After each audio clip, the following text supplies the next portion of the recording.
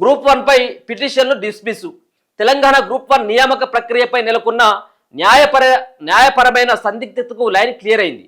TGPSC చేపట్టిన 563 పోస్టుల నియామక ప్రక్రియ చట్టబద్ధమేనని సుప్రీంకోర్టు స్పష్టం చేసింది. ఈ విషయంలో టీజీపీఎస్సీ మూల్యాంకన విధానాన్ని ధర్మాసనం సమర్థించింది. ఇప్పుడు కేసులు వేసేటువంటి వాళ్ళకి ఇక అన్ని దారులు మూసుకుపోయినట్టు అని చెప్పేసి మనం అర్థం చేసుకోవచ్చు. మొత్తానికి గ్రూప్ 1 పై పిటిషన్లని సుప్రీంకోర్టు అయితే డిస్మిస్ చేయడం జరిగింది. చాలా సంబంధించినటువంటి ప్రశ్నలు ఉన్నాయి. దీంట్లో గోల్మాల్ అయిందని చెప్పేసి చాలా సంబంధించినటువంటి ఆధారాలని పరీక్షలు రాసినటువంటి టీజీపీఎస్సీ నిర్వహించినటువంటి గ్రూప్ 1 పరీక్షలు రాసినటువంటి వాళ్ళంతా కూడా చాలా ఆధారాలను ముంగడ పెట్టడం జరిగింది. కానీ ఇవి కూడా నిలవలేకపోయినాయి. సో మొత్తానికి division bench, high court division bench ఇచ్చినటువంటి తీర్పు అది సరైనటువంటి తీర్పు అని చెప్పేసి సుప్రీంకోర్టు సైతం కూడా సమర్థించడం జరిగింది. తెలంగాణ గ్రూప్ 1 నియామక ప్రక్రియపై నెలకొన్న న్యాయపరమైన సందిగ్ధతకు లైన్ క్లియర్ అయింది. టీజీపీఎస్సీ చేపట్టినటువంటి 563 పోస్టుల నియామక ప్రక్రియ చట్టబద్ధమేనని సుప్రీంకోర్టు స్పష్టం చేసింది. టీజీపీఎస్సీ మూల్యాంకన విధానాన్ని ధర్మాసనం సమర్థించింది. అలాగే నియామకాల ప్రక్రియపై హైకోర్టు డివిజన్ బెంచ్ ఇచ్చిన తీర్పుతో ఏకీభవిస్తున్నట్లు తెలిపింది.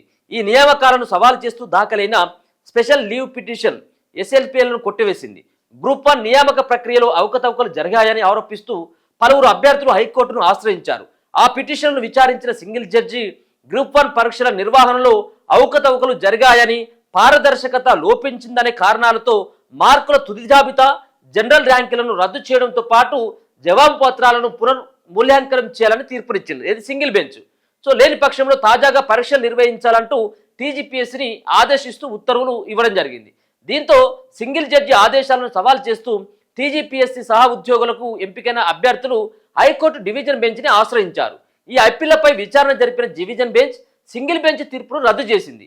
కాగా హైకోర్టు డివిజన్ బెంచ్ తీర్పును గత నెల 9న ఆదిత్య, అవినాష్ యాదవ్ మరికొందరు సుప్రీంకోర్టులో ఎస్ఎల్పీలు దాఖలు చేశారు. అంటే స్పెషల్ లీవ్ పిటిషన్లు దాఖలు చేశారు. ఆ పిటిషన్లపై గురువారం జస్టిస్ విక్రమ్నాథ్ నేతృత్వంలో జస్టిస్ సందీప్ మోహతాలతో కూడిన ద్విసభ్య ధర్మాసనం విచారణ చేపట్టింది. కమిషన్ తరపున సీనియర్ అడ్వకేట్ నిరంజన్ రెడ్డి, పిటిషన్ల తరపున సీనియర్ న్యాయవాది మనీందర్ సింగ్ సహా ఇతర న్యాయవాదులు వాళ్ళ యొక్క వాదనలు వినిపిస్తే మొత్తానికి మూల్యాంకన విధానాన్ని సమర్థించింది సుప్రీంకోర్టు.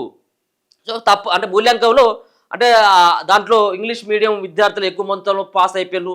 సో మూల్యాంకనంలో తప్పులు దొరికినాయి అన్నటువంటి దాన్ని వాళ్ళు ఎవరైతే స్పెషల్ లీవ్ పిటిషన్ను దాఖలు చేసినటువంటి ఆదిత్య కావచ్చు, అవినాష్ యాదవ్కి ఒక చుక్కెదురైనట్టుగా మనం అర్థం చేసుకోవచ్చు. సో మొత్తానికైతే మాత్రం 563 పోస్టులకు సంబంధించినటువంటి గ్రూప్ 1 పోస్టులకు ముఖ్యమంత్రి రేవంత్ రెడ్డి గతంలోనే దాదాపు 2 months అవుతుంది అనుకుంటా నియామక పత్రాలు కూడా అందజేయడం జరిగింది. వాళ్ళు ఆయా సంబంధించినటువంటి డిపార్ట్మెంట్లో వాళ్ళు కూడా విధులు నిర్వహిస్తారు. వాళ్ళకి ఇది ఒక ఉపశమనమైనటువంటి వార్త. అయితే చాలామంది గ్రూప్ పరీక్ష రాసినటువంటి వాళ్ళే కావచ్చు ఈ యొక్క కేసు పైన ఆధారపడ్డారు.